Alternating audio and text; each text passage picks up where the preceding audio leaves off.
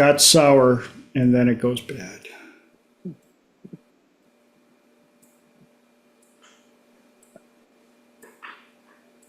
Well, Sounds like a couple of relationships I've helped people with. James Earl Jones passed away yesterday. That was sad. Yes, and it looks like we are Live. up and running live Sounds on like a couple of YouTube. relationships I've helped people Oh with. yeah, it looks like I've got to mute that. James Earl Jones passed away. There, see? Ah, yes. The joys of technology. But we are up and running live on Triple T Talk Time with TJ on September 10th, 2024 for number 141. 141 already. Whew. Yes, well, to introduce myself, my name is TJ Zebel. I call myself a professional problem solver, which I always follow up with, no, I don't know everything. I just have a unique way of asking questions, helping people getting to the solutions they're looking for. And I've got a wonderful tribe to pick from to get solutions that I don't have. And I also have the internet, and I'm not afraid to use it. Speaking of the internet, we are live on YouTube. Hi, Mom.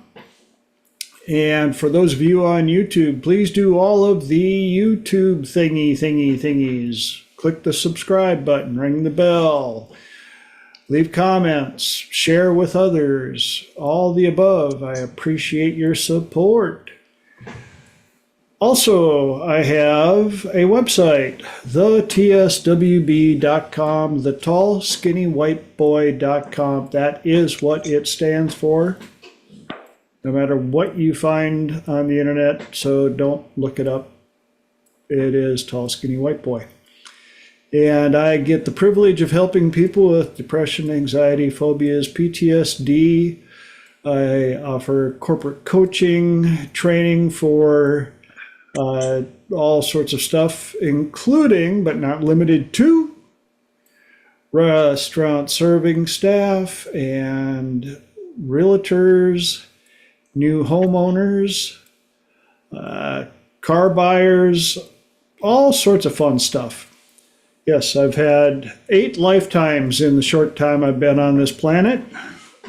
Speaking of that, in a couple of days, I'll have one more revolution around the sun, celebrating my recurring anniversary of becoming 21, or somewhere in there. One of those was a good year, I'm pretty sure. Mainly because I can't remember them. It was probably a lot of fun. I feel like we need to have like bump sound effects here for the cheesy jokes or showing. I'm gonna have you get a little. You'd think I'd get it together by now. Good heavens.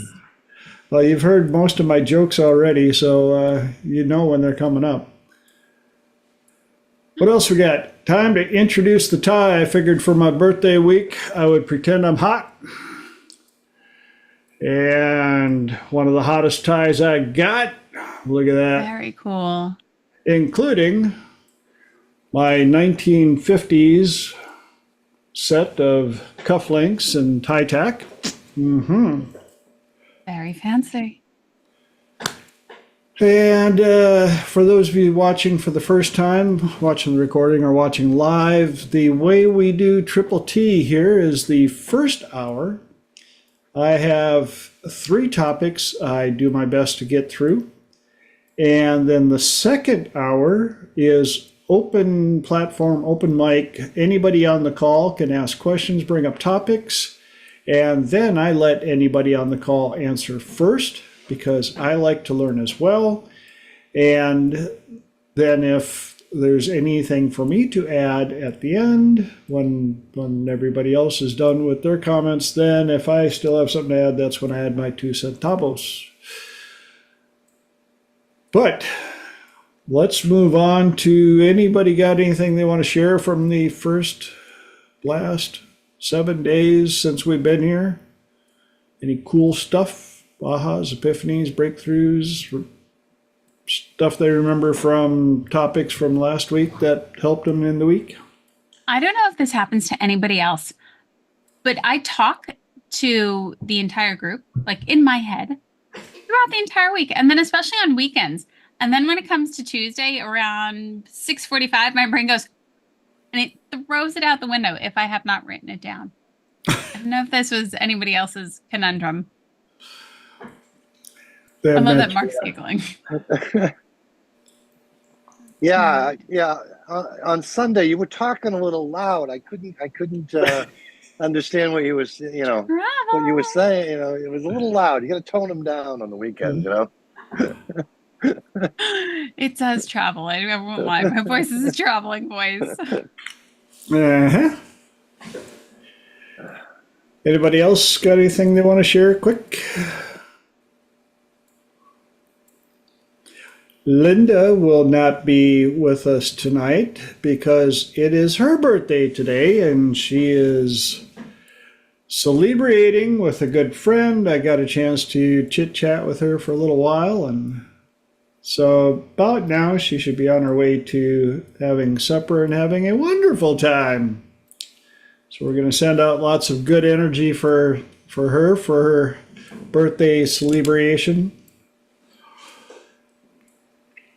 And if nobody has anything else that they want to share, then I guess it's about time for us to dive into what is running through my gray matter. And for the little warning for those of you tuning in or watching for the first time, just so you know, my squirrels have squirrels that know squirrels. So we could go, we oftentimes end up in all sorts of fun, funky places that aren't always planned.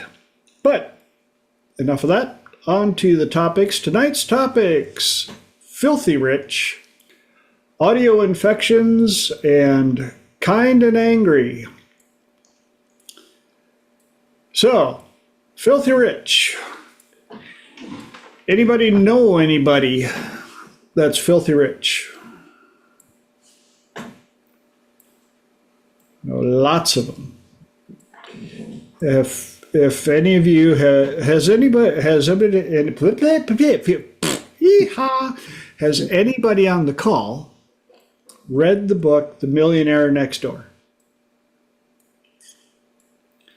Great book. And it's more of a book of understanding the philosophy that many people were brought up with misconceptions of what a millionaire is, what it takes to be one, what it takes to get to be one, what they're like. And help me out, crowd.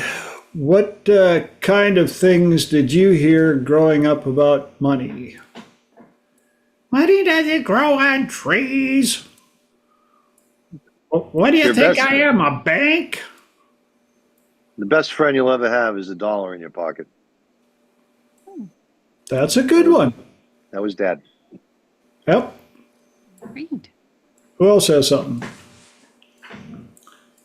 I don't think I really had any specific catchphrases, like money doesn't go in trees. Definitely close the door, you're heating the neighborhood. Oh, yes. The original climate change. And I heard a lot of you weren't born rich and you're going to have to work extremely hard. And we're not those kind of people. You'll never be that kind of people. You'll never be that kind of person. So those were the concepts, not very specifically like money doesn't grow on trees. All those fine supporting ideas from our loving crowd that was supposed to be supporting us. Yes, I heard a number of them as well. Uh, who here has read Robert Kiyosaki? Wow, it's going to be a fun night. Robert Kiyosaki's book, Rich Dad, Poor Dad. I've heard of bits and pieces of it. I haven't read it cover to cover, Great which is very book. characteristic I've of read me. it twice now. And the concept of it is Robert Kiyosaki's father was a teacher and struggling to get by, and he heard all of those wonderful limiting phrases, beliefs from his real dad. His best friend's dad was an entrepreneur who had made really good money, and so he was Robert's rich dad. And he's the one that taught Robert about business and investing and stuff like that. And his father, his real father, was the one who showed him contrast. Hence the book Rich Dad, Poor Dad. And I kind of grew up the same way. My best friend's dad had his own business, and at a young age, I learned how to answer the phone properly for business, how to take notes, stuff like that.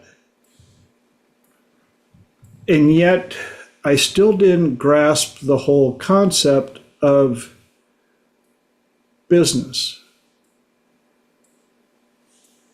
Went to college, hotel, restaurant, property management, which had a lot of business stuff in it. And I still didn't quite focus on the business part. I understood it. My passion was in the entertainment and serving and fixing and all the stuff that I still do, which is my golden path, apparently. But I do understand business, and I've hung out with many millionaires that you would never even know were millionaires. In fact, a number of them, you wouldn't even think that they were beyond living paycheck to paycheck. And yet their net worth was multimillionaire. The thing that did for me was it proved to me money only makes you more of who you are.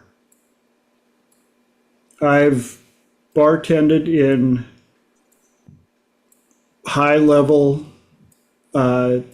bars.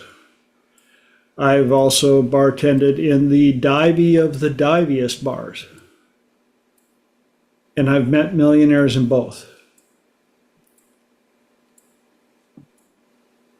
And to be honest with you, the millionaires that I met in the divey bars were awesome and would do anything for anybody. And a good portion of the ones that I met in the very schwanky top end bars were the same. The narcissistic cliques in the schwanky bars, I found a good portion of them were new money. And the snobby old money rich were in a group of snobby old money rich, and they didn't really migrate very far out of their little community. But luckily it was a little community. And I've met the Ford family, as in Ford Motor Company. They were awesome. We had a great time. I photographed the whole family and got to hang out with them for quite a while and ran into them a number of times afterwards. There's a place by my hometown of Miltona, Minnesota, population 187 people when I left. I think they've almost grown to a little over 300 now. They're on a population boom. But there's a private club, the Missouri Club, Minnesota, Missouri. And without going too far into the history of it, it has some very high-end members, as in the Ford family, the family from Hydrox Cookie Sunshine Biscuit family company, and a number of those people. And one of the things that they loved about coming to Alexandria and Miltona, Minnesota then, is they could put on their resort clothes and go into town and act like normal people. And they pulled it off very well. Very few people recognized them in town. And they were kind enough, they recognized me a year later and said hi to me, and we're sitting there chatting in a busy store. I don't remember what it was, and nobody knew who they were. And they loved it. The reason that I'm bringing these stories up in this, I have a number of clients who, and even corporate clients, who have recognized that they have a challenge building their business beyond a certain point. And when we dig down into what the challenge is, hey Elijah, oftentimes the challenge comes from belief systems put in their childhood.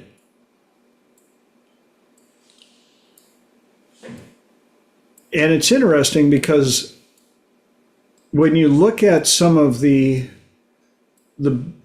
big business magnates and rich people, there are quite a number of them that come from very small, poor backgrounds.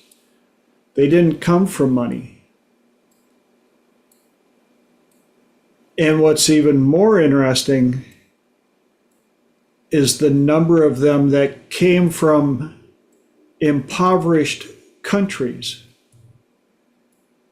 to the US, came through and became citizens the right way, and worked their butts off and became extremely wealthy because they didn't know any better.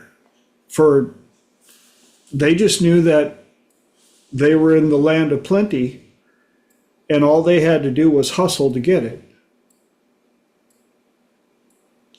One of the ones that I really enjoy, Gary Vaynerchuk.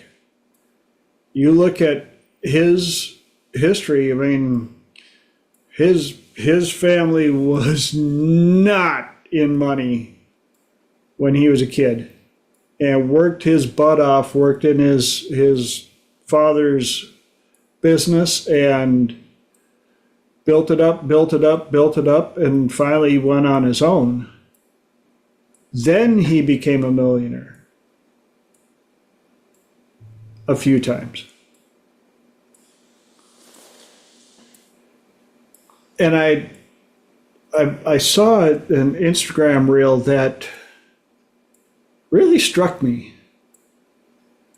And it was a young man, I'd say probably mid to late 20s by just judging the conversation and the way he was dressed. Yes, I'm profiling, whatever. But they were celebrating his making his first million in a year. Not making his first million, making his first million in a year. And off camera, one of his friends said, well, it's the last time we make that stupid toast. And you could see, he was like, what? He goes, a year to make $1 million? That's the last time we ever toast that. Dude, let's get it on. Let's go. Because the group of people that he chose to have in his tribe look at money differently. You're all happy because you took an entire year to make $1 million. Whoop, whoop, whoop. Enough of that. Turn up the heat, man. Let's go. We got stuff to do.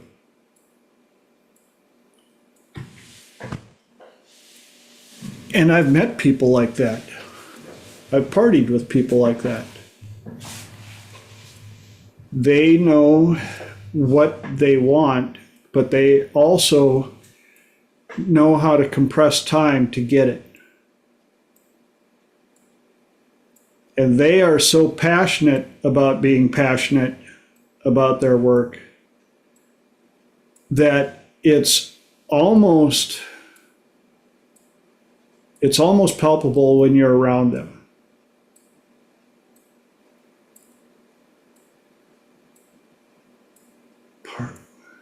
Because I got to, mister. Don't quite get it, Elijah, but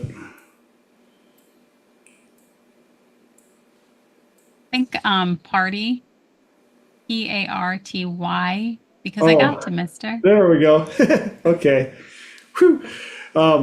You'll find out. Apparently, I'm not firing on all engines, on all cylinders tonight. I'm blah, blah, blah, blah, blah, blah.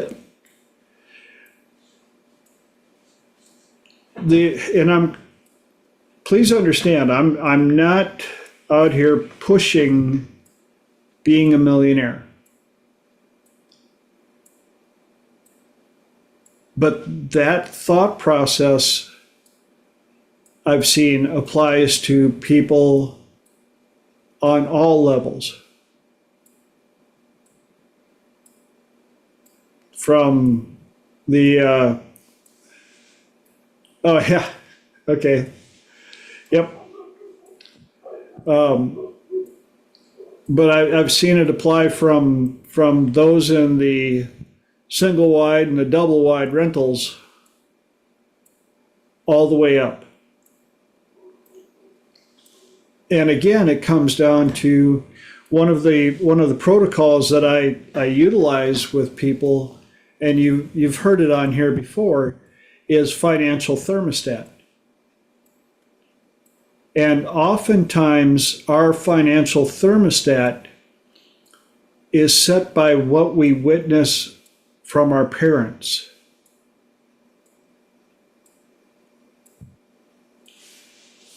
And I've often asked clients who sit in there like, I just can't seem to make enough money.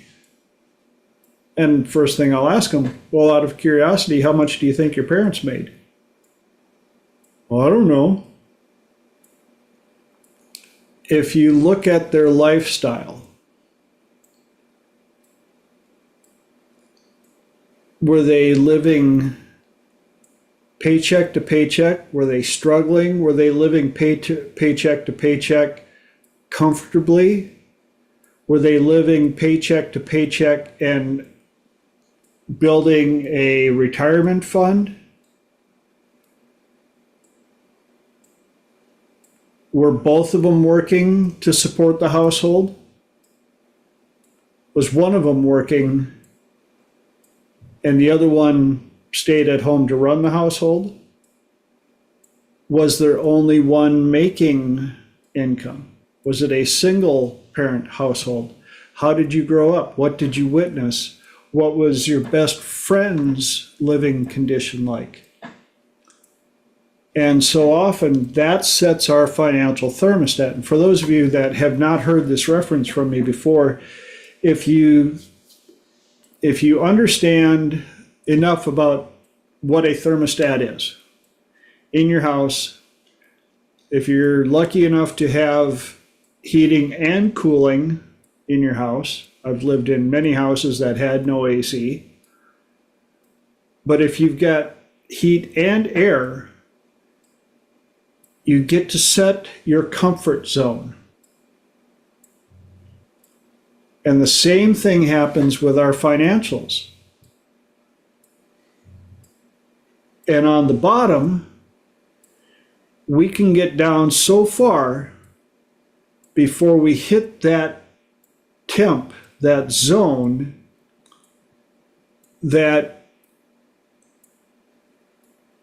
sends the signal to the furnace to kick on the heat, puts the fire to our feet, so to say. We're like, if I don't do something, I'm going to be living in a box underneath a bridge. Gotta go. And the people that you see living in a box under a bridge, and I know before you start typing, there's lots of reasons they're there. Trust me, I lived in San Diego for 15 years. I've seen more than my fair share of the homeless encampments. But I've also talked to a number of them that's where they are very comfortable living. They don't want a job, they want a handout. In fact, most of them don't want food, they want money because you can't buy a bottle of vodka with a banana. And so their financial thermostat lower setting is very low. About as low as you can set the thermostat. On the other hand, there are a vast number of people who have set their upper limit very low because of how they grew up, who they hung out with, what their belief systems were. And just like with the temperature, when our income starts rising and it hits that level that we think we deserve, is the maximum we think we deserve, that's when the AC comes on and cools that drive to get out there and hustle. Makes us take our foot off the gas. But it's also the same procedure that will limit how much somebody can make their business do. I've had 3 corporate clients that I got simply because they had a track record of being able to build a business up to X dollars. And they knew they could do more, but something was blocking that. And all 3 of them had to do with belief systems that they had built up at a very young age. It's also the reason that people who win the lottery, they've got plenty of studies now and plenty of stories and documentaries on people who have won the lottery, and within 2 to 3 years, their financial thermostat has knocked them right back down to the same income they had before they won the lottery.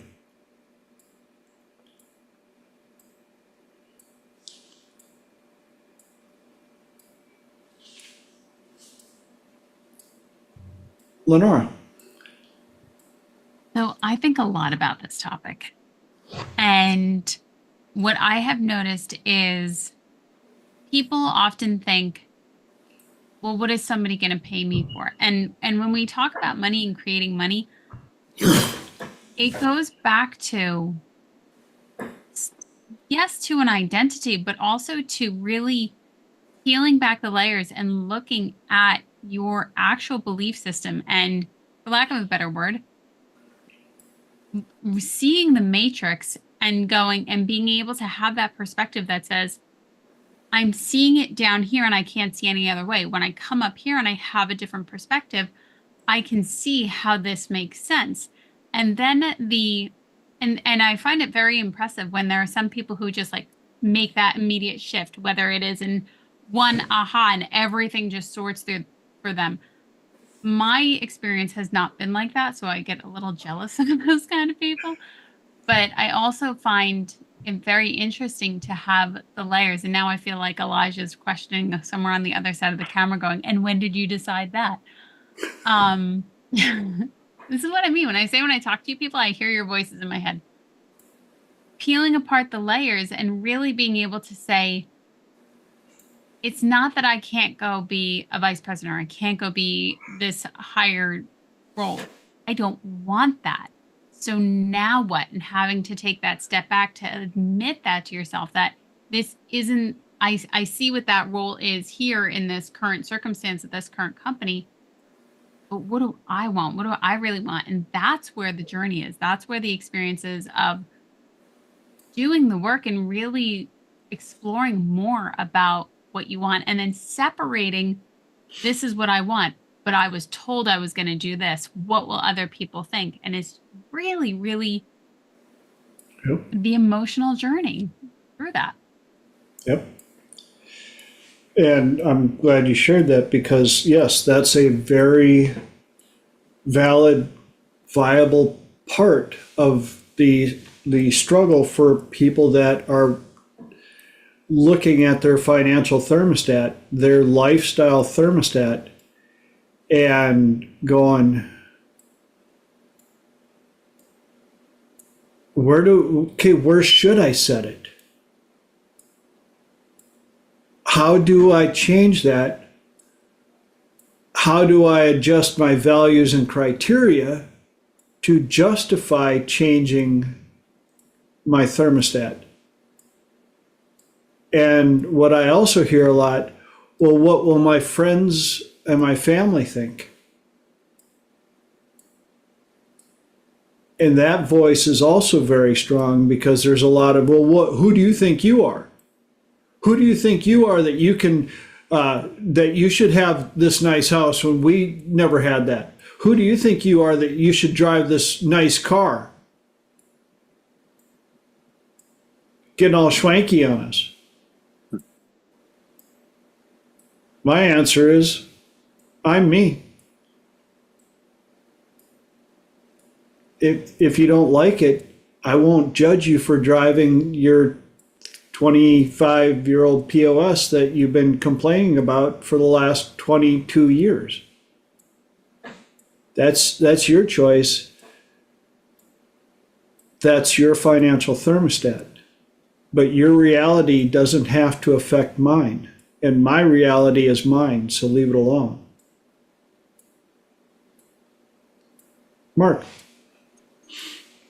Well, I've worked with a few millionaires clinically, and some of that, they make up, they have a belief that, well, if I just have this amount of money in the bank, then I'll be happy.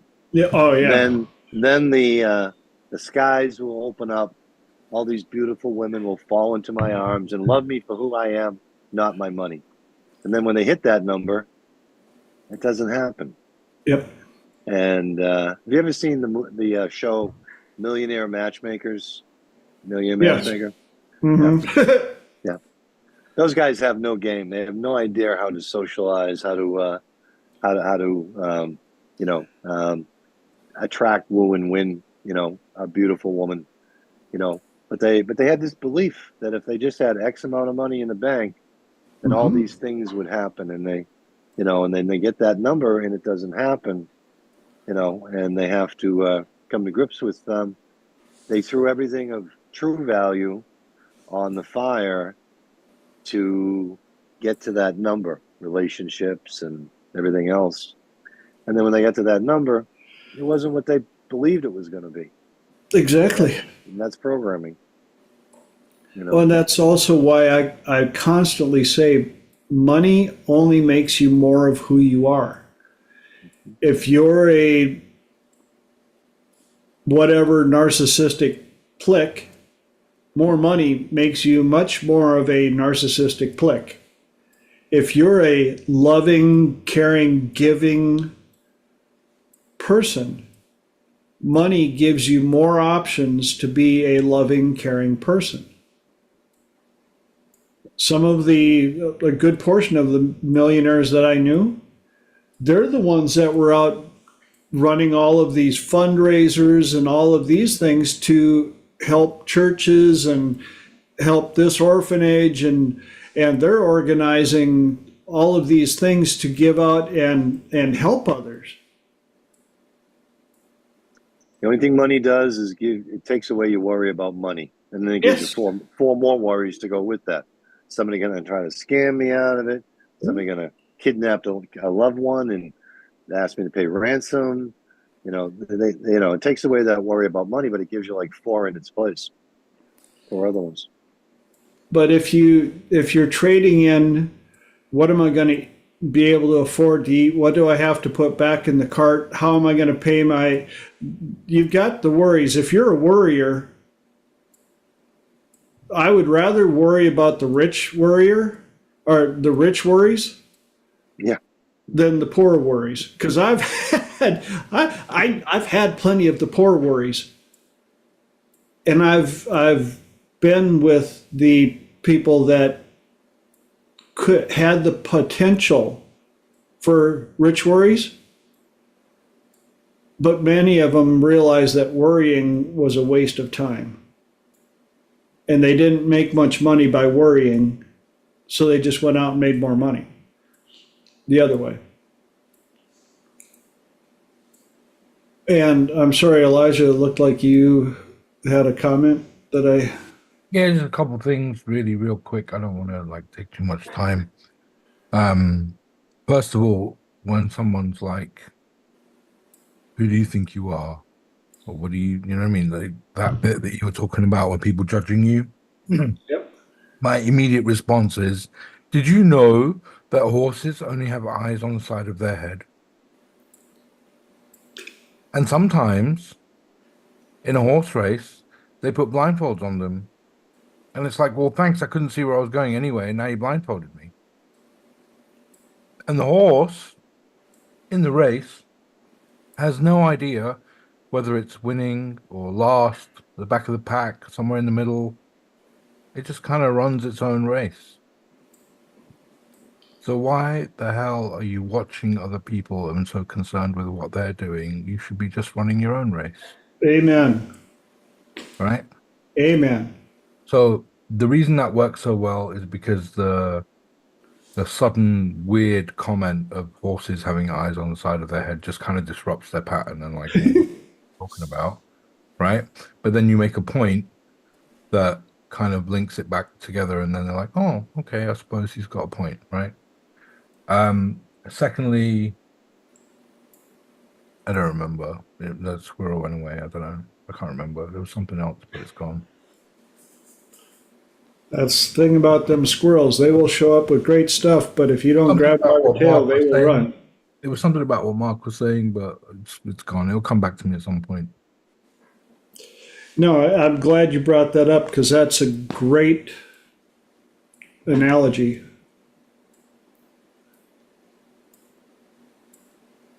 And it looks like I better switch up topics here pretty soon, or we're going to be a two-topic night.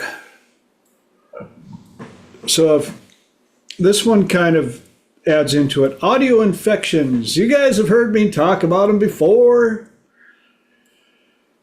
Weird Al Yankovic and Cletus T. Judd and all those guys that like to take our favorite songs and turn them into something humorous that absolutely resembles the song that we had before.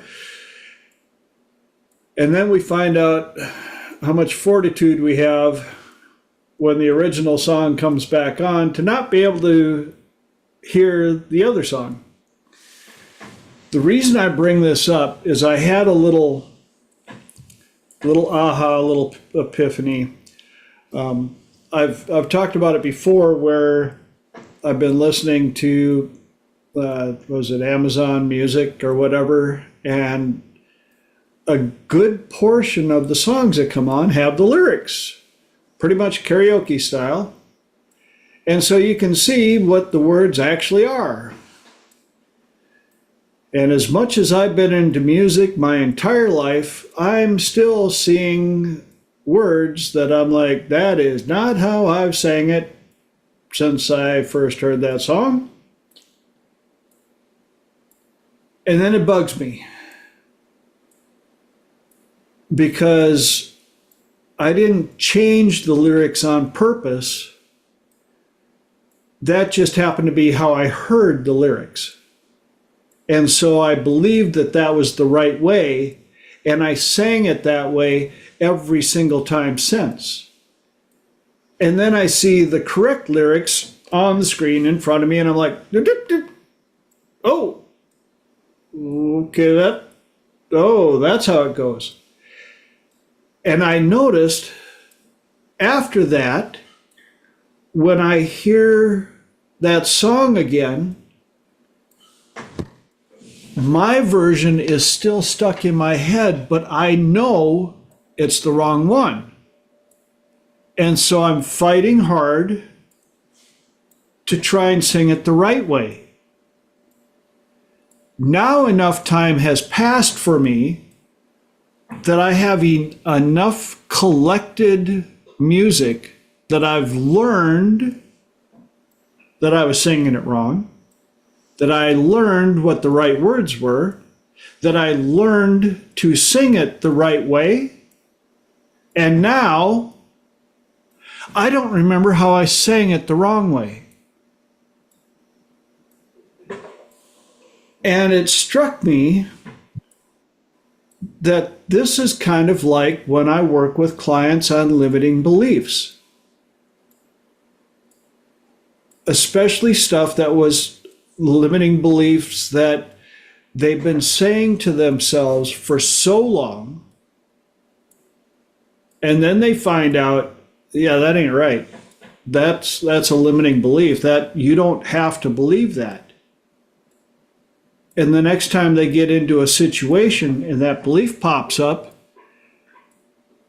it pops up word for word the way they've said it since they were a kid or since the first time it was put on their hard drive. They know it's wrong, and they work really hard to change it each time it pops up. And I've had 2 clients now that say, man, I remember when I first came to you, I used to think this, but I can't remember exactly how I worded it. And I went, good.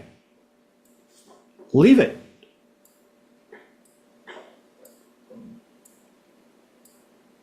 But it was this week. I don't remember what song it was. It came up on the radio, and I was singing it, and I knew that I was singing. I knew I was fully singing it the right way with the right words, and I had no idea. I tried remembering the way I sang it the wrong way. You know, it's like when you make a list to go to the supermarket and then you forget the list at home.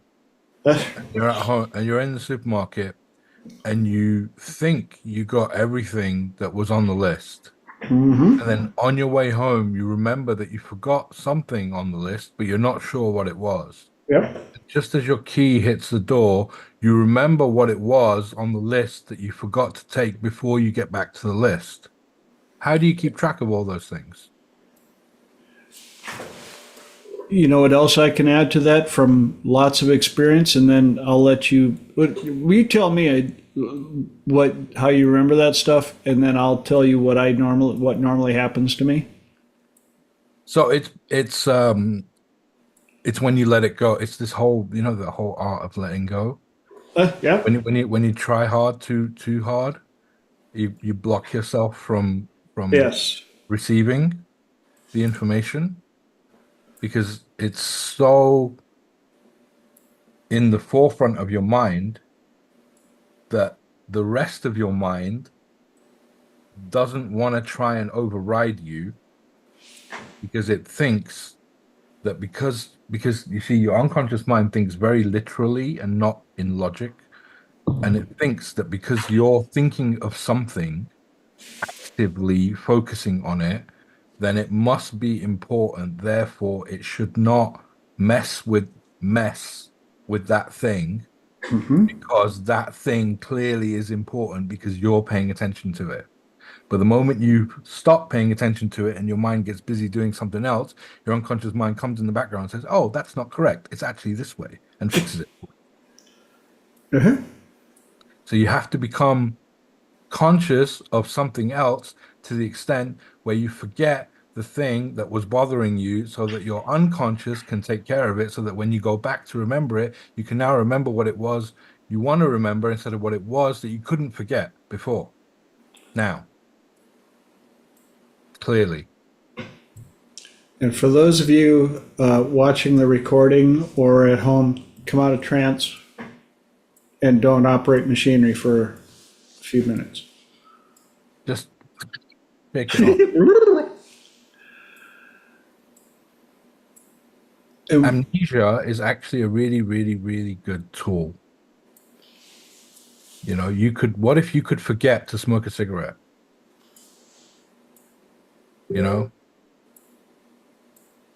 Think about it. Mm-hmm. The other thing about the grocery getting, oftentimes when I forget the list that I know that I'm supposed to bring, and I didn't put it on my phone, I actually wrote it on a piece of paper that I brought my phone and left the paper. I find that I buy the same stuff. And it wasn't nearly as evident as when I rearranged our deep freeze and found out that I had 8 bags of stir-fry veggies, 7 bags of hash browns and tater tots, and went, creature of habit, am I? Now, in my defense, I live in Texas, and a bag of tater tots or a bag of frozen veggies is a great way to keep the other refrigerated stuff cold inside of the insulated bags that I keep in my vehicle. But still, it made me realize the importance of having that list, which did not need to include tater tots or frozen veggies for a while.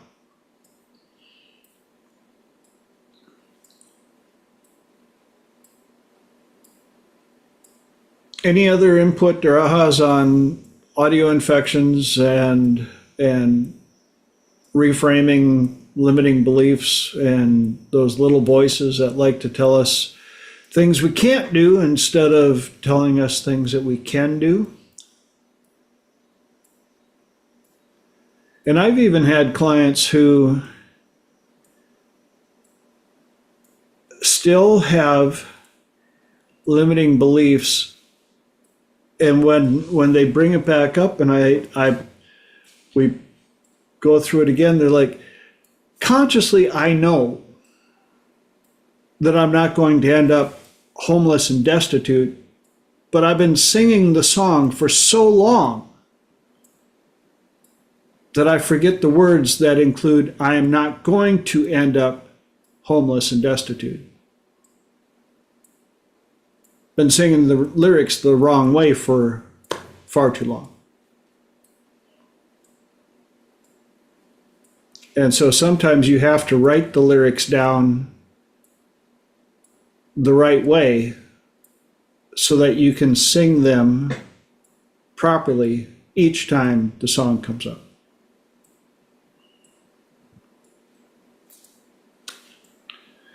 And that gives me 10 minis to finish off the 3 for the night.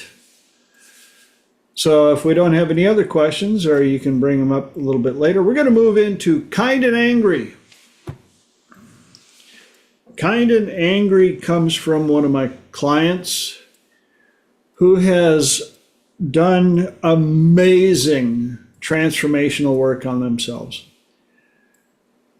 And they have changed incredibly.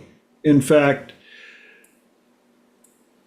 I helped them correct their saying. They said they lost their anger.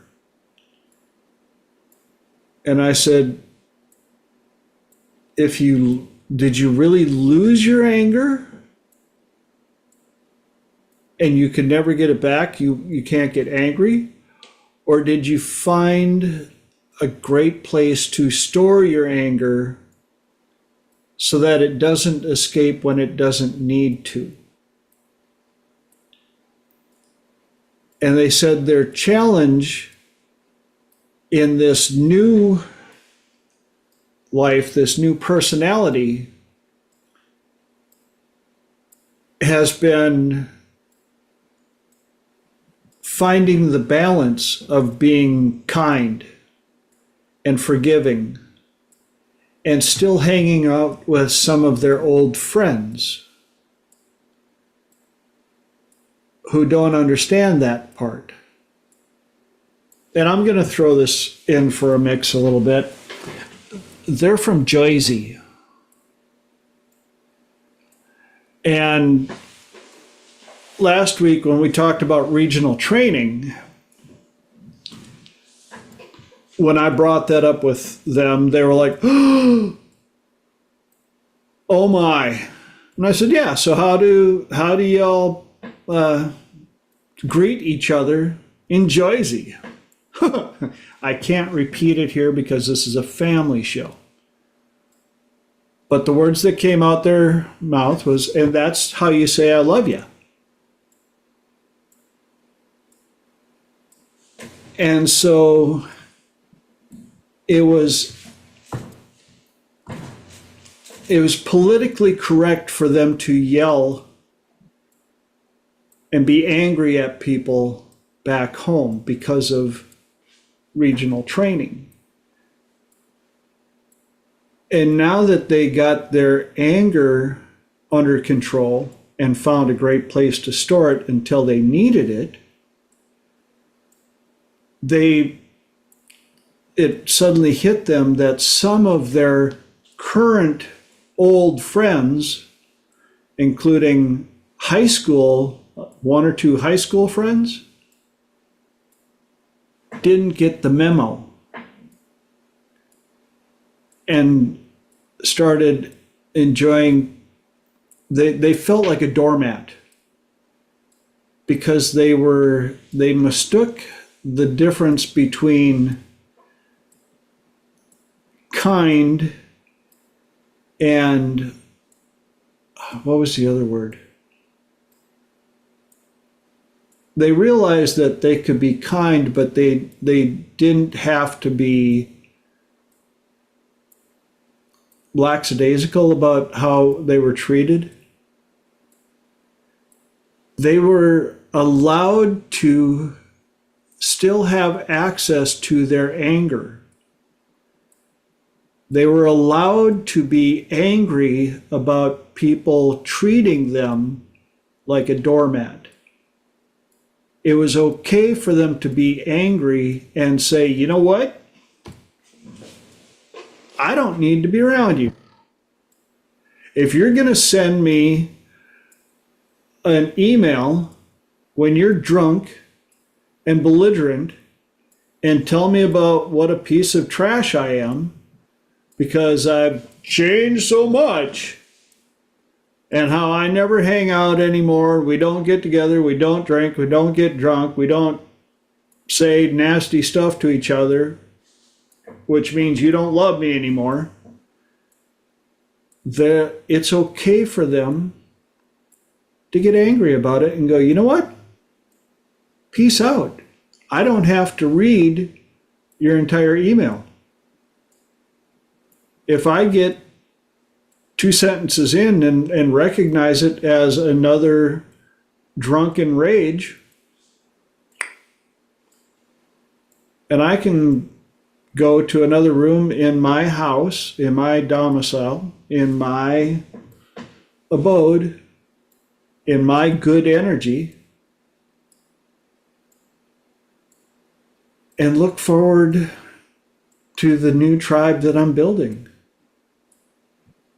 full of people that talk kind to each other, to people who lift up each other, to people who understand the drive for building wealth, not to show off, not to be a plick,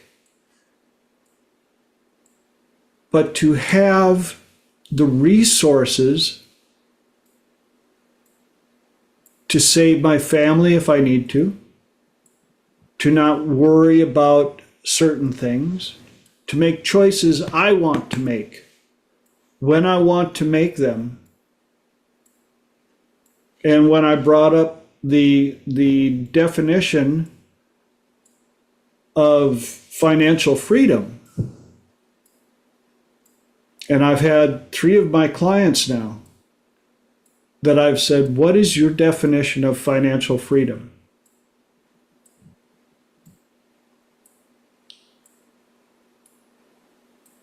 And sadly, but interestingly, the very first time I asked that question, and I had them go, they were all aware, financial freedom, the freedom to do what you want, when you want, where you want, with who you want, whenever you want. All 3 of them, when I first had them go through that, what does that mean to you? It was mainly negative. And when I broke it down and reframed it for them, at the end, they're like, holy cow, I want financial freedom. I deserve, I get to, I will have. I don't care what anybody else thinks about it because it's not for them. And yet, when I reach this financial freedom that I'm going to strive for, I could potentially help them out of a situation if they needed to.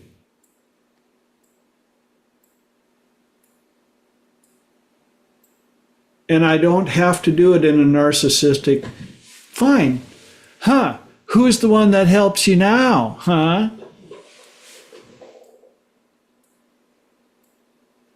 I've told many people, financial freedom gives you freedoms you may never even think about right now. It gives you the opportunity when you see that single mom in the grocery store trying to figure out which things she has to put back because she doesn't have financial freedom. You can go up to the lady at the checkout and go, here's $200 for that lady right there. She gets the change. Because $200 doesn't make you nervous anymore. That was It's a really not- good suggestion. By the What? way. Sorry, I don't know if you did that on purpose. That was a really good suggestion. Yeah, She gets the change. she gets, yes, all the Very good. change. Exactly. But it's not a burden on you anymore. You've built financial freedom. The elderly couple down the street whose car puked. And they're freaking out. They don't know what they're going to do. They need that car to get back and forth for the clinic visits that they need. And you have the ability to magically have a car show up anonymously that they can use. They own. They get it. Because you have financial freedom. Because money makes you more of who you are. Now, if you're a narcissistic prick, you're probably not on this call, for one. But two, yeah, you're probably going to be more of who you are.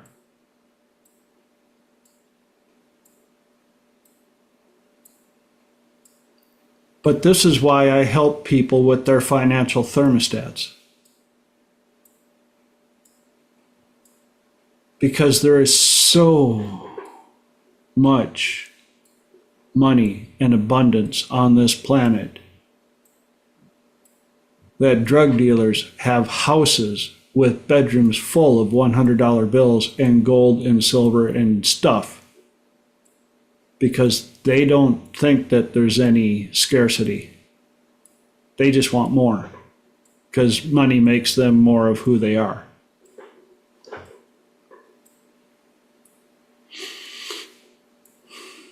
So, that's the wrap up of the first hour. I made it. Now, again, for those of you watching the recording or watching live, it is time for hour number 2, where we turn it over to those on the call, and anybody on the call gets to bring up a question or a topic, and the people on the call get to answer first. And we're going to see how normal this hour is. Who's got something? There we go. Holly's starting it out strong. Holly, what do you got for us? I actually have some follow-up to what we've been discussing. Perfect. So with the financial thermostat, a lot of that is kind of the mindset. So, I get up to a certain point and my mindset changes. I don't deserve this. I can't have it. If I get it, it's going to hurt me, that sort of thing. Or I get low enough and I've got to kick myself into gear. I've got to, work harder, all that sort of thing. But I'm just kind of wondering how skill set falls into all this. So a couple things that kept coming into my mind when we were discussing it, to hopefully explain what I'm asking a little better. The first thing is I had a teacher that used to, it was an Excel class. Well, it was a Microsoft Office class. And he used to talk about, you could either work harder or you can work smarter. Yep. So that thought kind of came into my mind. But then also, I'm also thinking about work-life balance and how sometimes at least for me, when I get to that low end and the low end of the thermostat starts kicking in, basically I could get out there and I can work, but I get so sick from working that the thought comes into my mind of, if this is the life I have to live to be able to survive, is it even worth living? Not to go someplace too dark, but, how do we get to that point of, I'm going to work, I'm going to be, I'm going to have abundance, but at the same time, I'm not going to sacrifice time with my family. I'm not going to be, working so many hours that I never do anything other than, the live to work versus work to live kind of conundrum. How do we attract abundance while still keeping our lives in balance? And how do we work smarter rather than harder? Great question. Who's got something for Holly? Frequency. When you start thinking those kind of thoughts, your frequency is bad. If I could say it in such a simple way, it's bad is not the correct word. It's not useful, right? Whereas there's a magic question. I've talked about this before a few times. Magic question is, if this was no longer an issue for you and things were going the way you want them to, and in fact, maybe things had already been going the way you want them to for a while, how would you be then?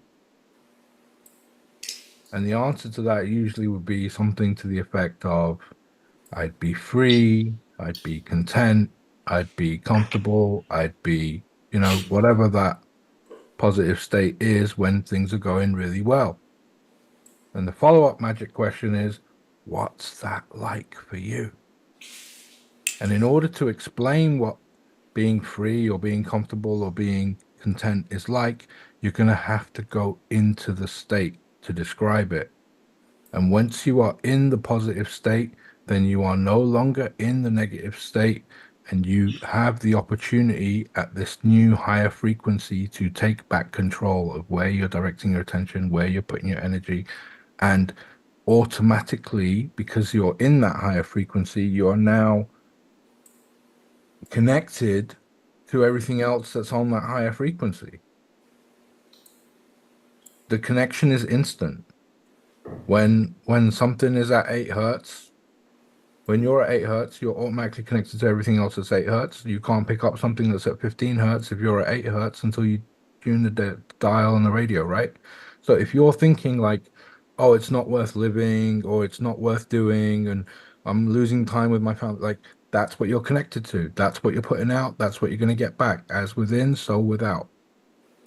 But once you start thinking, well, how would I be if this was no longer an issue? And you start putting yourself into that higher frequency where you're like, oh, I'd be peaceful. I'd be considerate. I'd be generous. Suddenly you're connected to a whole bunch of different stuff that's much more positive. And that's what's going to perpetuate. And and suddenly you can start to notice and see opportunities where you couldn't before.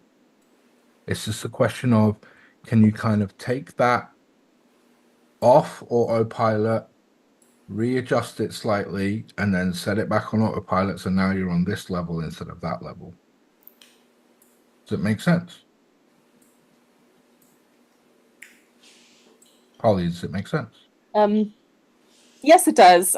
One of the thoughts going through my mind is I don't think there was anything in my frequency that caused me to get slammed last time. So I don't know. Is 100% of everything that ever happens to us, can it be explained by frequency, or are there bumps?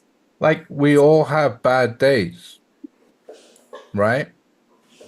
Like, sometimes, one time, believe it or not, I had diarrhea. Believe it or not, it happened to me once in my life. My stomach had a bad day. I didn't sit there for the rest of the day or even the next day saying, oh my God, my stomach's useless. What the hell? But funnily enough, the time my brain, which is also an organ, just like my stomach, had a bad day, and I thought some bad thoughts, because I'm so identified with my brain and I think that's who I am, I was like, oh my God, I'm getting depressed. What's the matter with me? And we need to kind of disidentify from it. Maybe you just had a bad thought. It's not that big a deal. Perhaps you're having an off day. It's when you identify with it, it becomes a problem. It's not you. It's just a thought.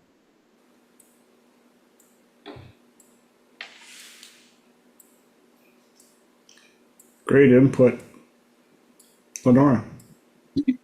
So I apologize. My computer was like wear out for a bit. So fingers crossed that it doesn't do it again. So there's a variety of things. I didn't hear the question, but I'm hopping on and following off of Elijah's. One of the suggestions that somebody had shared with me, and it came from Brent Baum, and he had said to spend time each morning with the younger part. So I'm going to go with the younger part being this worried version of myself, and to spend time each morning talking with her, having a conversation. So I know this is slightly different than Elijah's, but that being said, I can get very in my head and almost like get out of the bed. And as I'm walking down the stairs to go work out in the morning, it's like I'm going down the stairs into like a worryville. And I literally have to have conversations with myself to be like, okay, well, we're not going to do that habit. This is just a habit of worrying. And what will help me is separating it out. And if I can't wrangle her, I will bring in somebody else. So who else might need to come in to offer you comfort? And in that, I'll bring in whoever I need to. And quite literally, she will take all these worries and put them out in front, and not to give them to somebody else, but to get them out of her so like, are you seeing the disassociation and the disassociation here? To really get space between these things that I had been worrying about. And in doing that, it quite literally calms that part of my nervous system. It calms that part of my brain. It calms that somatic relief of, oh, that's right. I can come in, I can be present. I don't have to future pace doom and gloom and jump on that train. I mean, I could. I'm quite familiar with that train track. But I could also do this. And doing this helps me not jump on that train, and it helps me get on the other train. When I can do that, then it is maintaining that. And I used to get really hung up on, guys, I'm telling you, before I met all of you, it was like a cluster. Rip-roaring chaos and anarchy. I used to think that if I had a negative thought, my whole day was blown. Like I was the worst person ever. So now what I'll if one comes up and I'm having a good day, things are feeling good, things are feeling aligned, and I might like have a limiting thought or whatever shit comes up. I'm like, oh, okay. I spot it and I shift it. I'm very aware of it, and I'll navigate, because I'll suddenly go, why am I feeling like crap? What's wrong? Why is my chest tight? And I just happen to tune in, and I then shift it again. So it doesn't have to be this perfect trajectory of I don't have a negative thought and everything's rainbows and sunshine. It really is just that frequent tuning in of, how am I feeling? Am I focused on worry right now? Okay. Who do I need to talk to? Who do I need to come in? And if this wasn't the case right now, what would I be thinking? If this part of my brain was calm, if this part of my nervous system was calm, or if this part was calm and it was no longer an issue, how would I be acting? And it lets you fine tune into that frequency. And it's not erasing the one that you're in, but it's going, oh, right, we don't have to do this. And even Bashar says, millions of times per second, you're stepping into a new timeline. So that way you can really keep cultivating and focusing. Good things will happen. I'm not sure where, but good things will happen. And keep navigating and fine tuning and massaging it and going on that train track. That works. Great answer. Like, didn't know if it all resonated or what. Who else has something for Holly?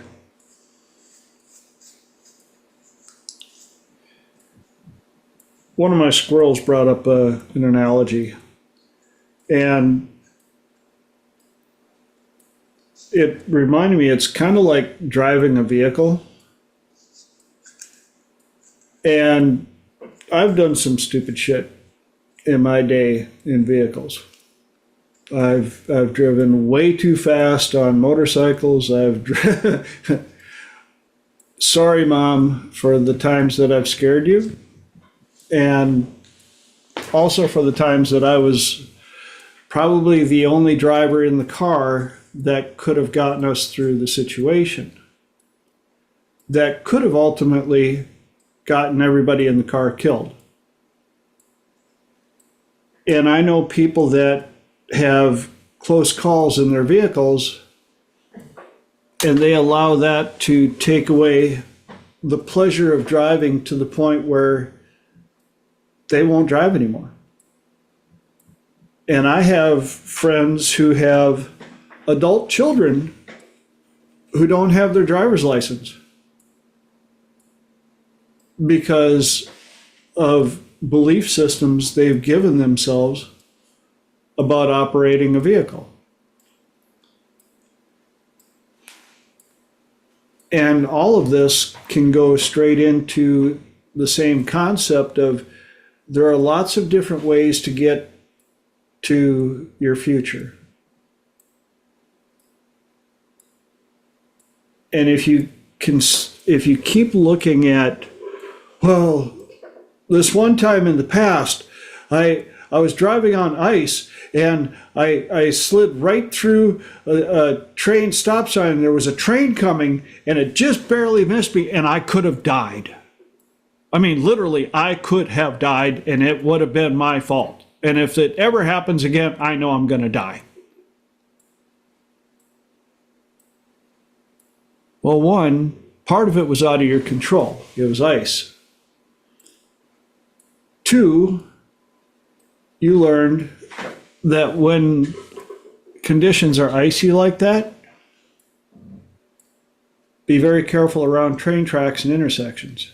I grew up in Minnesota then. Yeah, we spend a good portion of the year driving in hazardous conditions.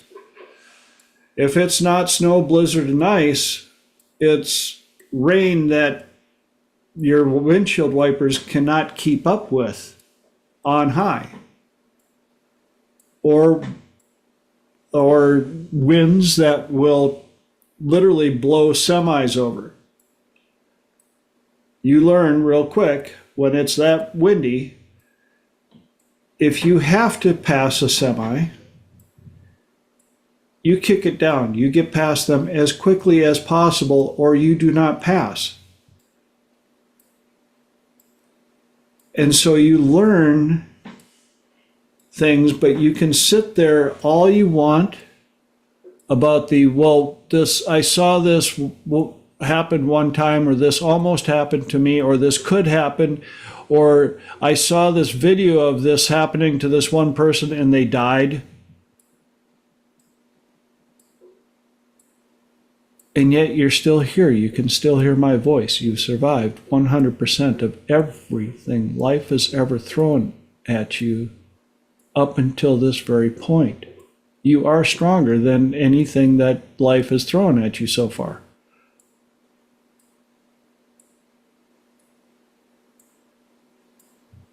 There's a reason why vehicles have this huge windshield and a little bitty rear view mirror.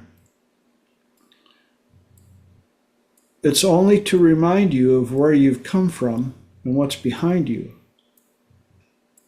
Because if you drive with the rear view mirror here, going, man, my life sucked, I almost hit it, you're definitely going to crash.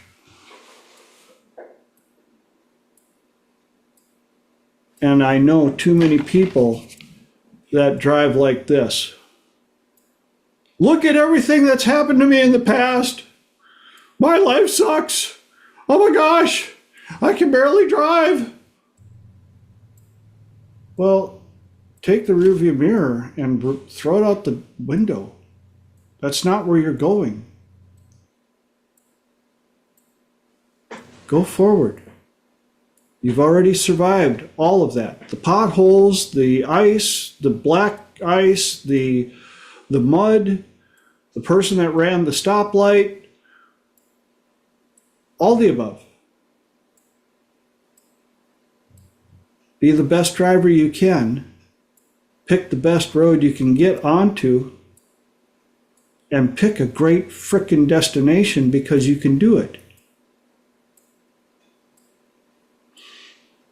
Sometimes I wish, and I hate to say it, sometimes I wish people would just lose everything and end up in a place where they have to go where they don't know anybody. Not one person. but the resources are there to start over again as anybody they want to be.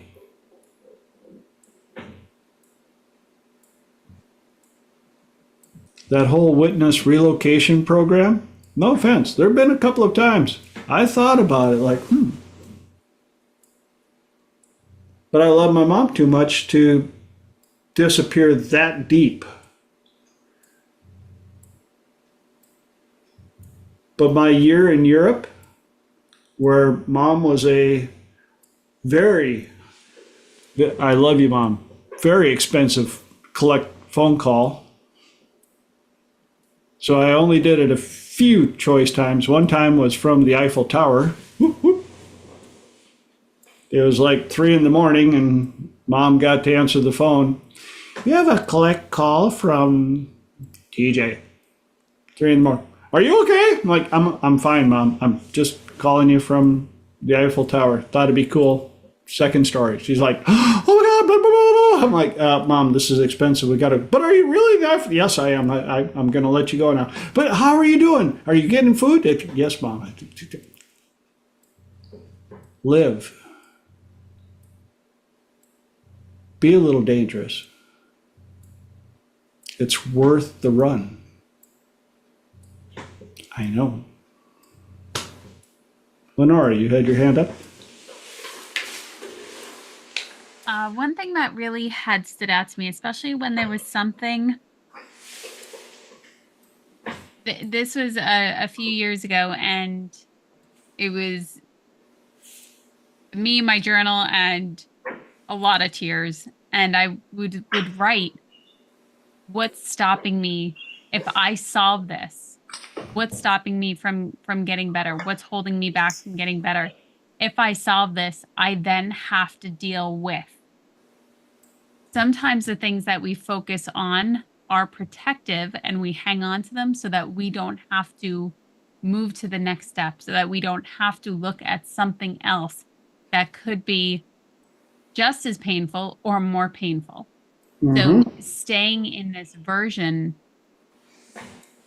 although frustrating as could possibly be, it does help us and it does protect us from the next thing that we might have to work through. And there are times where I'll even telling you pen, paper, and the openness to just cry it out can be very helpful. And not what's important, taking the thought and kind of putting it under the microscope and looking at it from different angles. And when you can do that, you have that disassociation, which is great. And who else can come in and help you look at this? To have that conversation. And if you end up imagining whoever, and I know some people in here, we've worked together in all sorts of capacities, and go with somebody that you trust, but that you can get a good conversation with in your mind and in your heart, because they can really help you navigate through that conversation that you might not really want to have with another person. You can still have that conversation however you need to, in whatever space that feels okay and safe for you to navigate through. Makes sense. Yeah. Okay. I like the run your race. Did that answer some of your questions, Holly? Great answers. Thank you.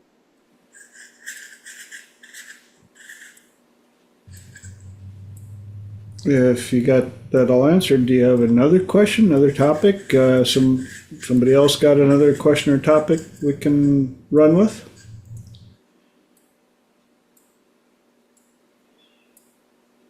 Come on. If a millipede gets a Charlie horse, does it know which one it is? Bump. Hey, Mike. Hi, Mike. I had a question for you all. trying to think if I want to ask it here and not get totally derailed. So maybe come back.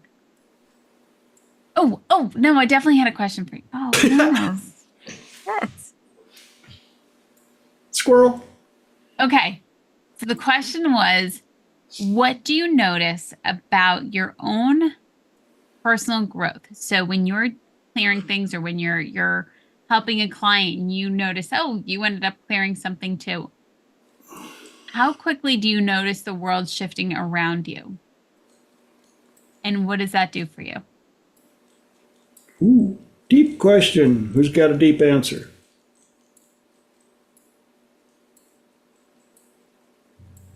Usually a couple hours. Sometimes it lasts a day or two. And I go very introspective. You know, I kind of just like, oh, what? Like if I learn something through accident, then I'm like,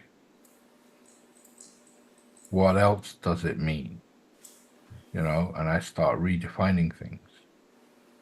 You know about like assimilation versus accommodation. You know about that, right? So imagine there's like a box, Okay. right? Or several boxes in your mind. When you learn something new, you naturally try to fit it in one of your pre-existing boxes. Mm-hmm. This is known as assimilation. Mm-hmm. Okay. Most like this one. Sometimes you learn something so new and so different, so paradigm shifting that it causes you to create a new box to accommodate the learning. And that's called accommodation. So a lot of I thought times, you said, I'm so sorry, Elijah. I thought you said a combination. accommodation.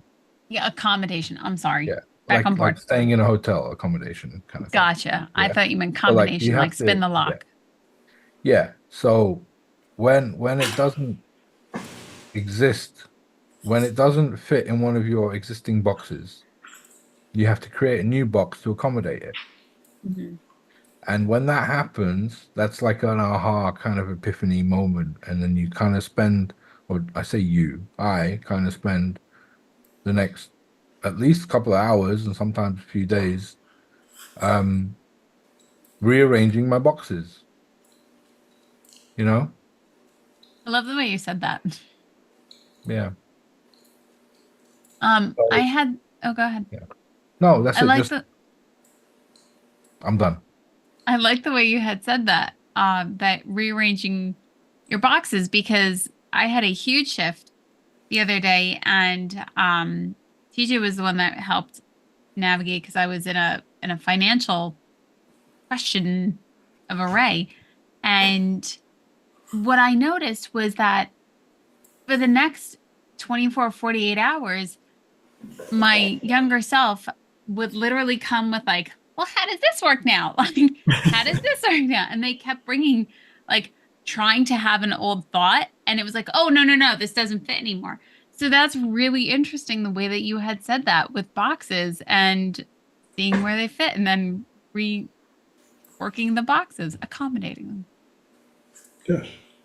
Very cool. Excellent. And Mark had his hand up, and then Holly's got her hand up.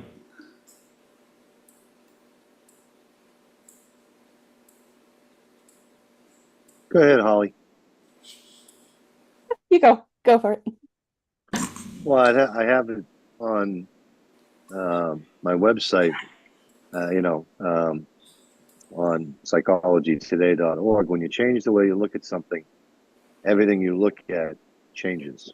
You know, when you install a new filter, when you accommodate new information, when you assimilate it, you take on a new filter. When you assimilate it, you change the data to be congruent with what you already have. You try to squeeze it in, as Elijah would say, squeeze it into one of the boxes you already have. But when you change the way you look at something, you install that new filter on the world, everything you look at changes. Exactly. And that's accommodation. You know, had a client today. I taught him a little energy breathing work, and I could see the aha moment, and I had a moment of validation. I love this. I love doing this work. But you could see it through their eyes, and something brand new. And he left different. From after the session, he left more. And he became something just a tiny bit more. So Very cool. Holly.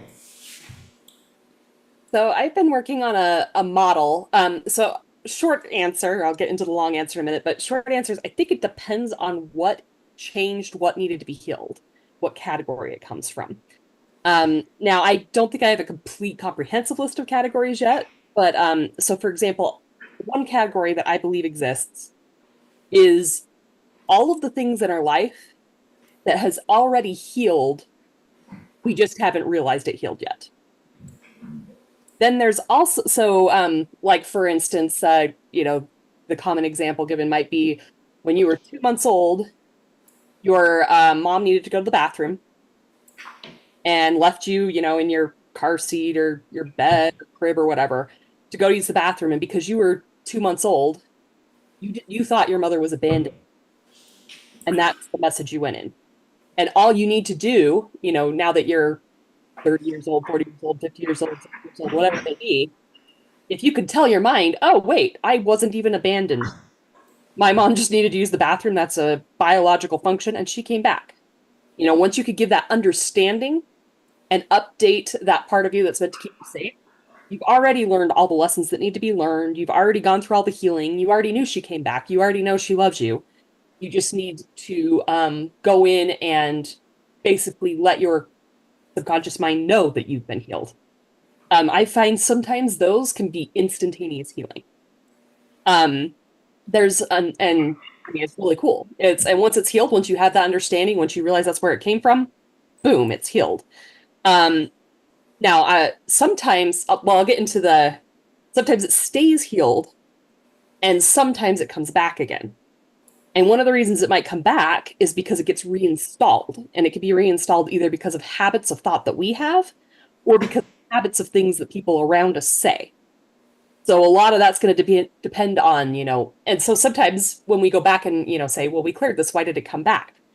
Go in and say, well, did I have a habit of thought that I need to work on that, and is the habit getting weaker and weaker every time I clear it? Or do I need to change who the people are around me? Or maybe I don't change the people, but I ask them to change certain, I call them out when they say certain things. I ask them to not say certain things around me. Then there's also the whole, it may come back because maybe there was a safety lesson involved and we went out, we cleared the issue, but we also cleared the safety strategy, went out and got hurt again. And so the conscious didn't have a better safety strategy. It reinstalled the only safety strategy it knows. So, sometimes going in and saying, why did this come back, can help us figure out, do we need to come up with a better, more updated safety strategy? Do we need, versus do we need to change habits? Or the other reason that I believe it sometimes comes back is because sometimes in order to accept the healing, we also have to accept why it wasn't there in the first place. So, I've said this before, but, so like, for instance, let's say I tell myself the story of the reason I can't date is just because, I am on the autism spectrum. And then if all of a sudden I'm able to get a date, now I have to tell myself that all those years that I spent not dating, I could have been dating if I'd learned this earlier. And sometimes that is so hard to believe that we want, this is what cognitive dissonance is I can't take ownership. I can't take responsibility of all the years that it was my fault. I can't accept that I could have changed it. If I can change it now, it means I could have changed it before. And so I need my excuses because I can't take ownership of the fact that I didn't change before. So once again, these are all the reasons why it might not heal or why it might come back after healing. So, putting those to the side, sometimes I think that the healing, if none of those come up, the healing can be instantaneous and permanent for the rest of your life. I've seen that happen in many, many cases. But there is another category that I believe these are things that haven't healed yet. We don't necessarily have the full solution, but we are in the process of healing. And the perfect example for this might be, I broke my leg 2 days ago. Well, I might be able to go in there and clear out the emotions, the shame, the embarrassment, it's possible for me to break my leg. And, a hypnotist might be able to take away the physical pain. Doesn't mean that I should be out there, kicking boards or now I might have to. If somebody breaks into my house, I might have to use that leg to run away or to kick somebody in self-defense to save my life. But short of something that's going to save my life, I need to give, the standard is the doctor will recommend usually 6 weeks for most things. If you had surgery or a major injury, most doctors are going to say, give yourself 6 weeks to heal. And I don't know so one of the things I've been trying to explore is, where does that 6 weeks happen? Why do we need it? Is there a way to shortcut it? Is there a way around it? I'm sure it depends on the person's body. So 6 weeks is average, but maybe somebody needs 8 weeks. Maybe somebody only needs 4 weeks.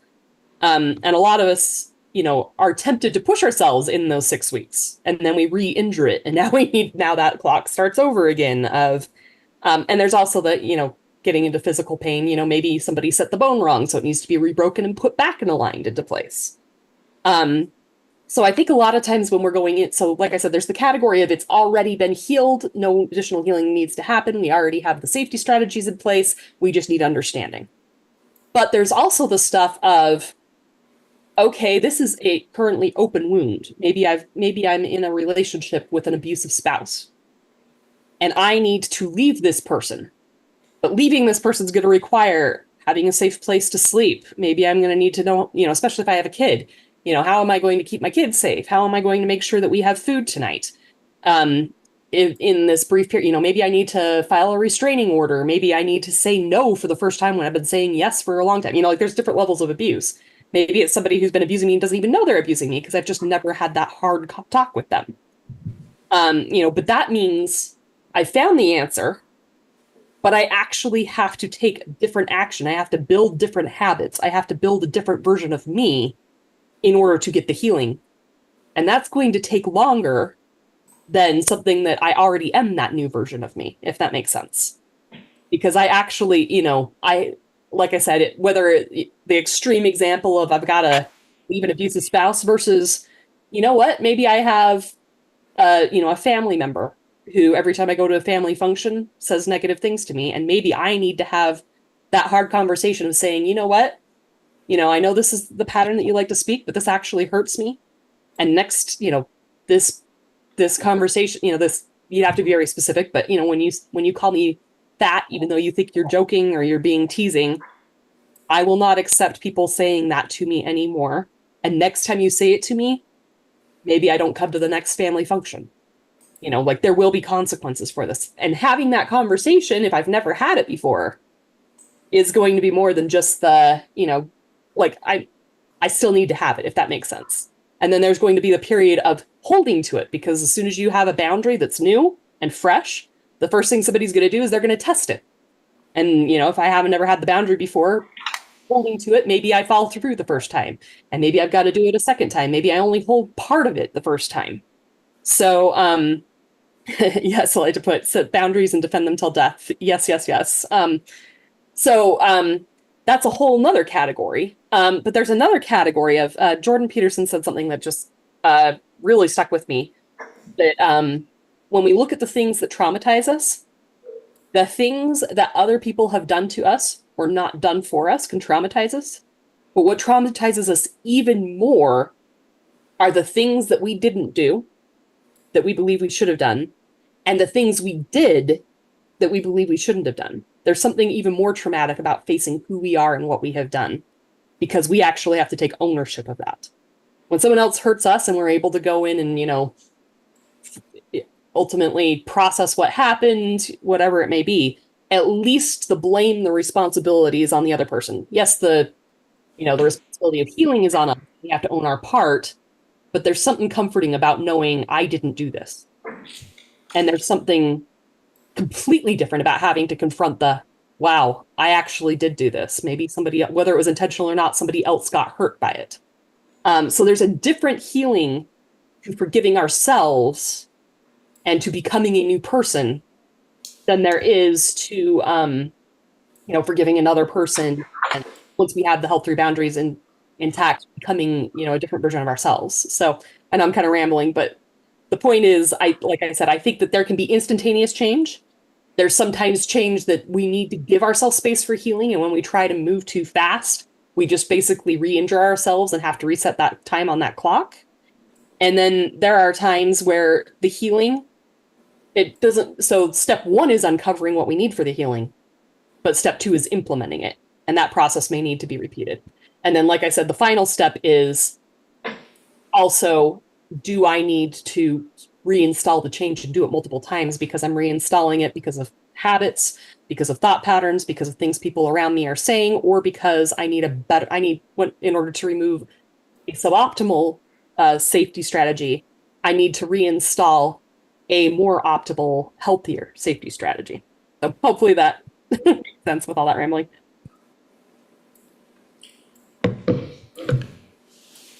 You are such a wealth of knowledge.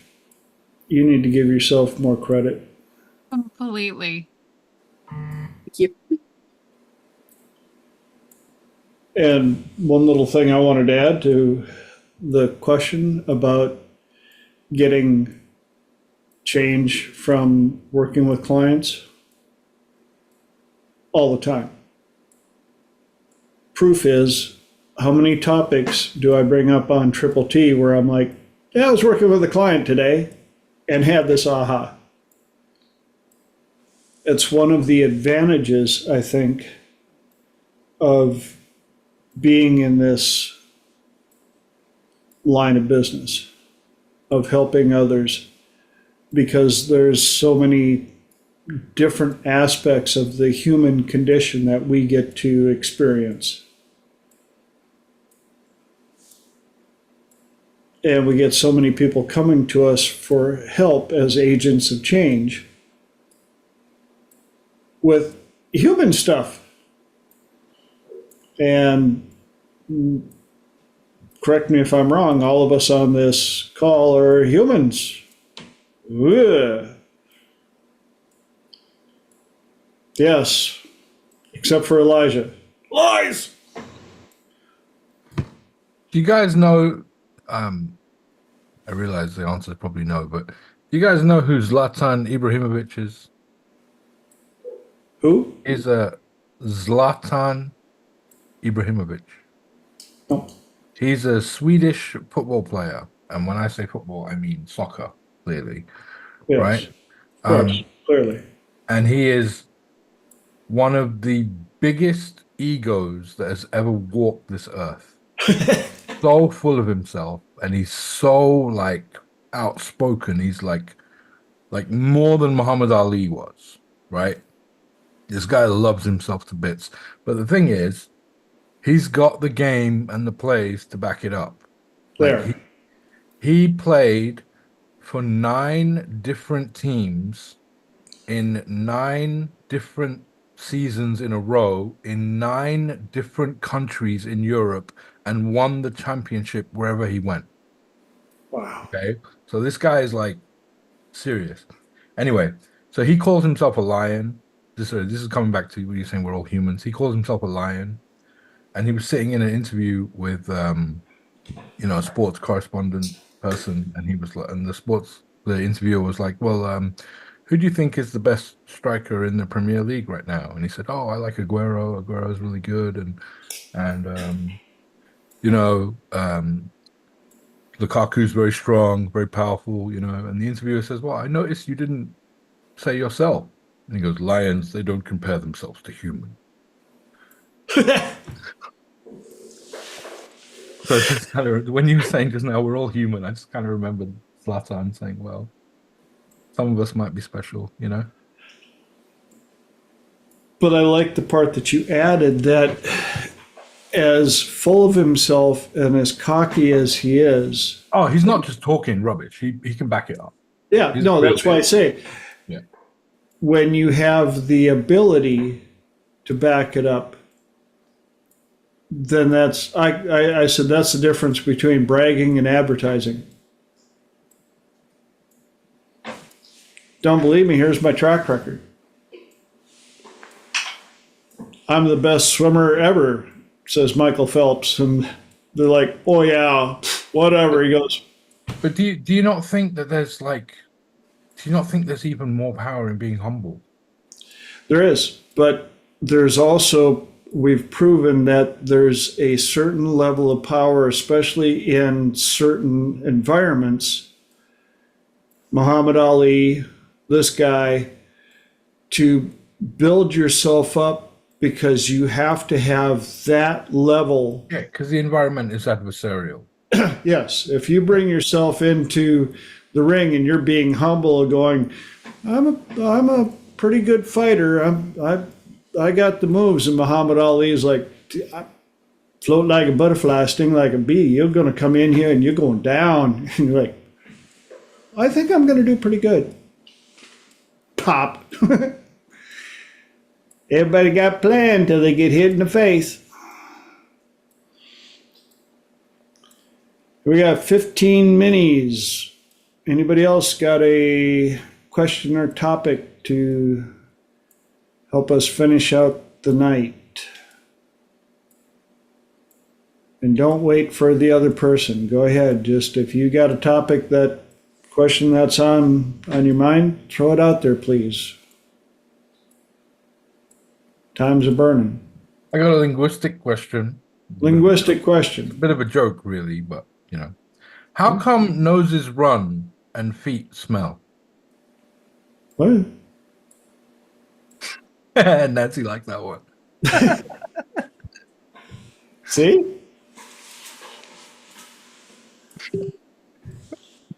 And I know there's a whole list of those questions, and I'll be darned if I can think of one of them right now.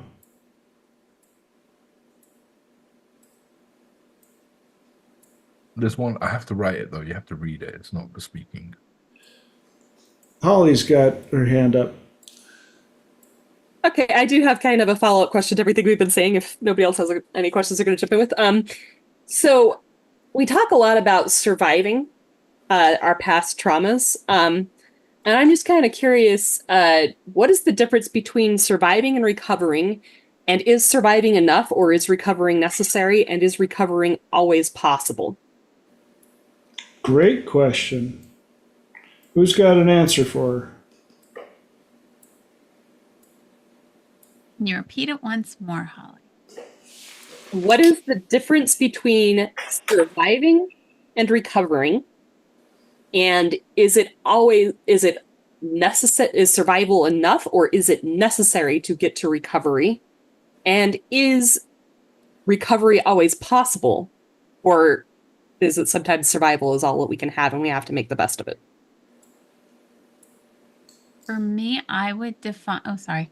You can go ahead, Mark. Oh, wait. I was just going to say survival is the beginning of recovery.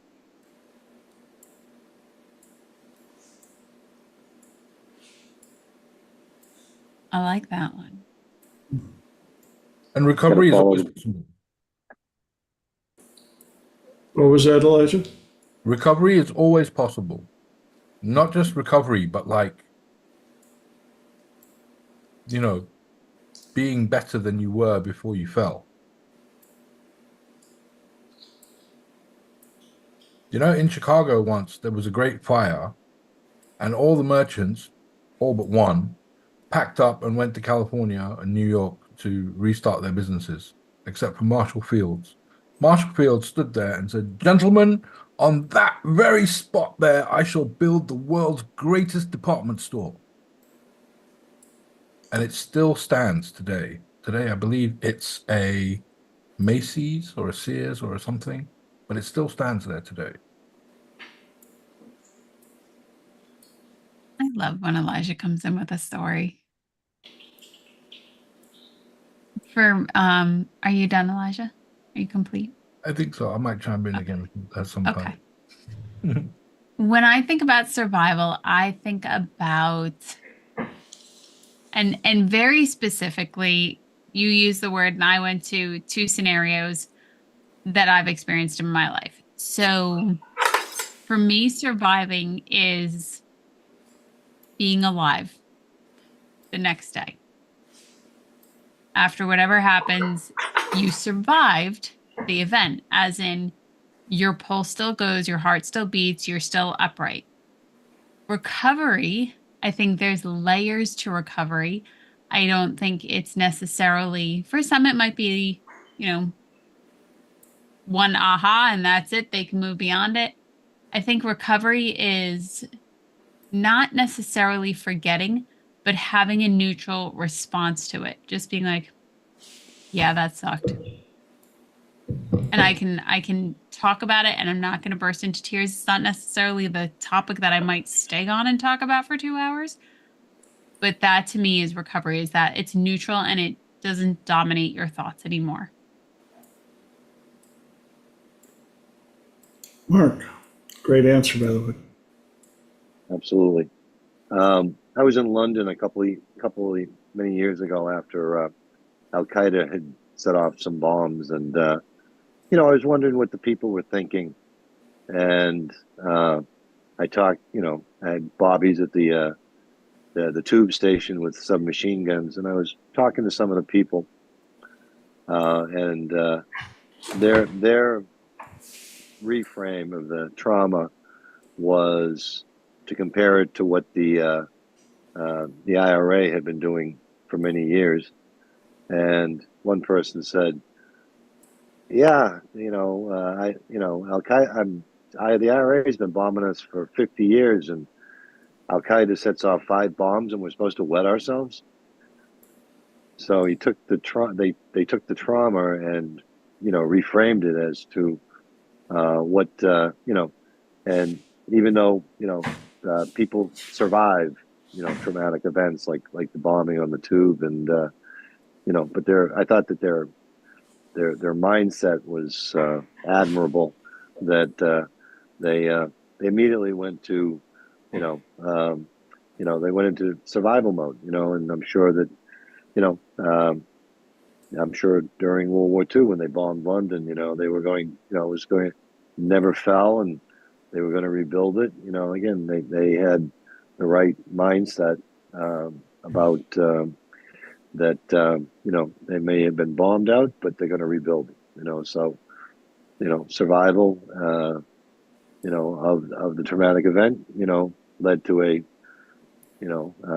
rebuilding a more magnificent London. So they turned the trauma into recovery. Awesome. Great metaphor, great answer. Lenore. I agree. Great metaphor and great answer. I was thinking, from a higher perspective, if we're meant to go through certain things because we are meant to experience certain lessons, and for whatever reason, it's coming across this way, and we go through that experience, I think also recovery is possible because we're meant to help each other. We're meant to support each other.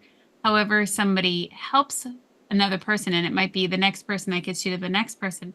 But I think about the client TJ has mentioned several times, the young woman. Had she not had that experience, which was absolutely awful and completely horrific, he would not have been able to help her get to the point of recovery, which quite literally had her step into a completely new life. So I do think recovery is always possible. To what level and length will you have to navigate through in order to get to that level is up to you, but also who else can support you along the way. Wow. Great answer. Thank you. Elijah. Elijah's slowly coming on board. Yes. Couple of things. I remember the 7/7 bombings. I think that's what Mark was talking about.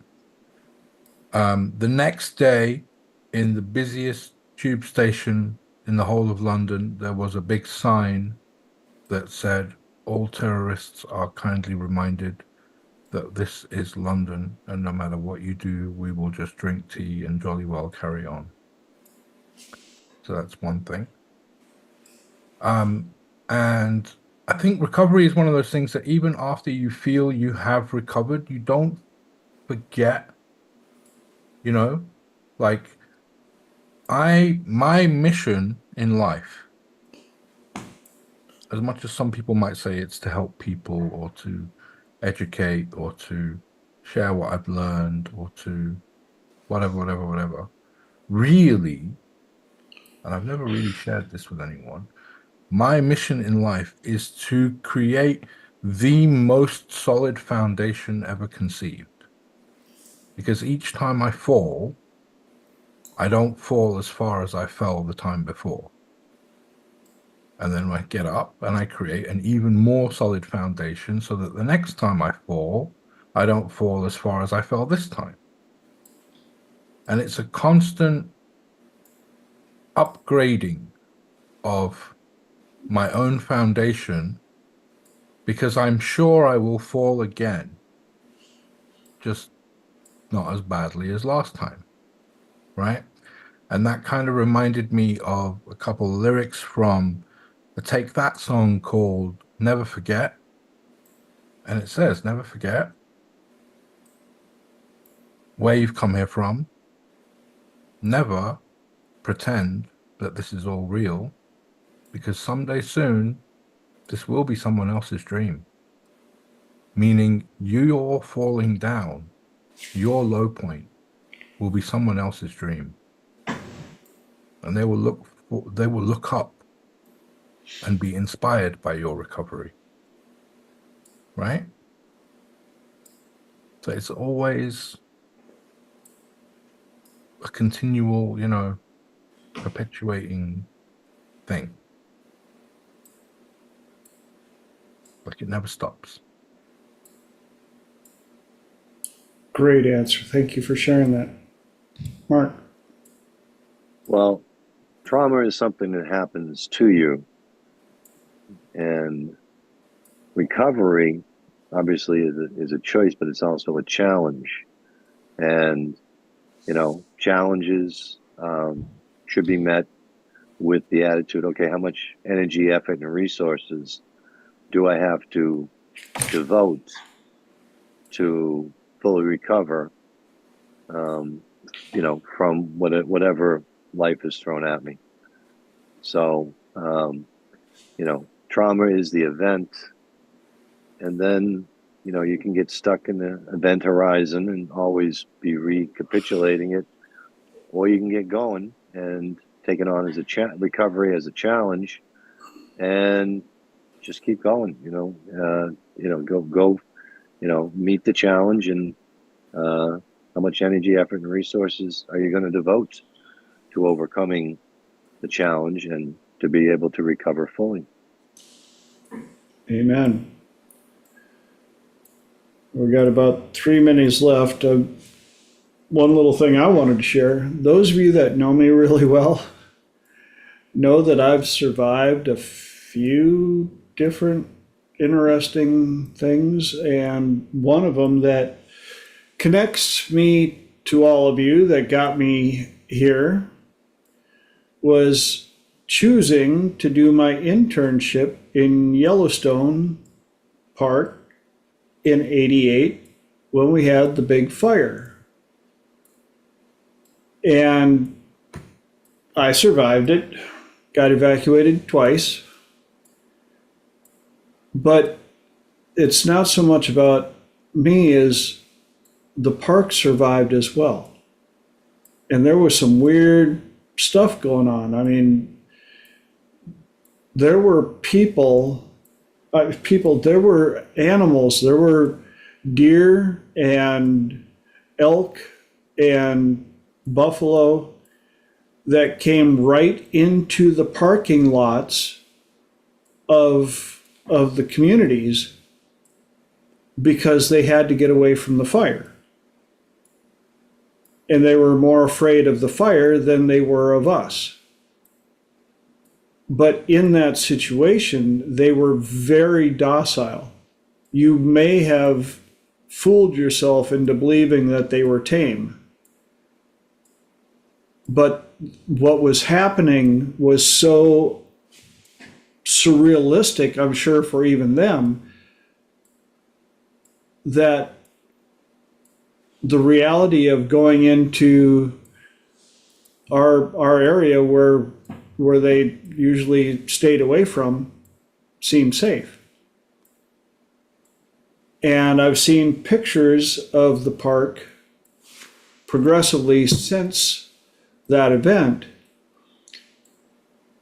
and there are still trees and markers that will remind you there was a horrific fire there. But the longer it takes, the more you have to look to find them. Even the park is in recovery. Immediately after the fire was finally put out, it was in survival mode. We lost some buildings and stuff like that. And California goes through it all the time. I think they're up to 18 fires going on right now because tis the season. And even when I was living in Cali, got evacuated because we had a wildfire come very close to the house where I was living, and we had to bug out, and I slept in my trailer and in my truck and on you do what you got to do because you're surviving, and then you go back and you help people recover from what happened. And some of them are still so traumatized that they don't even want a gas stove in their house. They don't want a gas grill. They don't want any flame anywhere near them because of the attachment to what happened. Whereas others are like, we had no control over it. It was no fault of our own. We just got caught up in the activity. And they recovered much quicker. So, all that to say, I think survival obviously is part of life programming. We have a program in that says we need to survive. Plants, animals, all the above will have a survival instinct. And I can't apologize, I can't explain or be able to validate which recover more, animals or humans. Because I've seen animals, dogs, cats, other animals go through something horrific. And once they recover, you don't see any real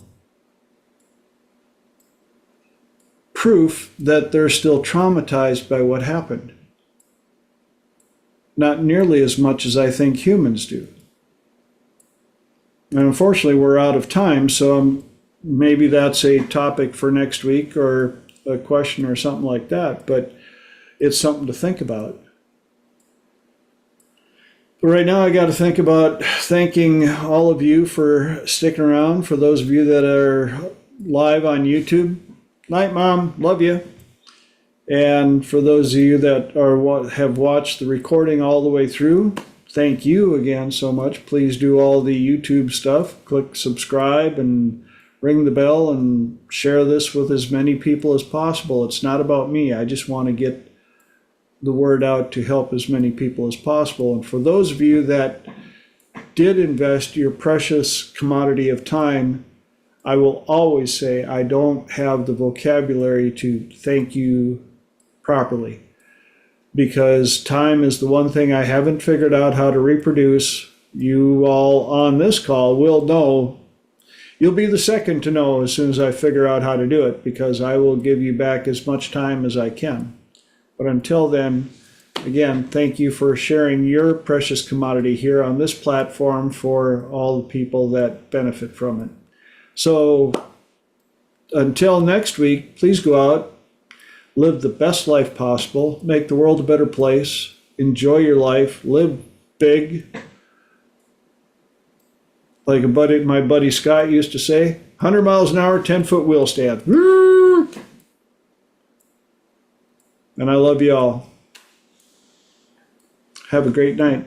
Bye. Thank you so much. Thanks, everyone. Good night. Thank you. Happy birthday, TJ. Thanks, Yeah, happy Mom. birthday.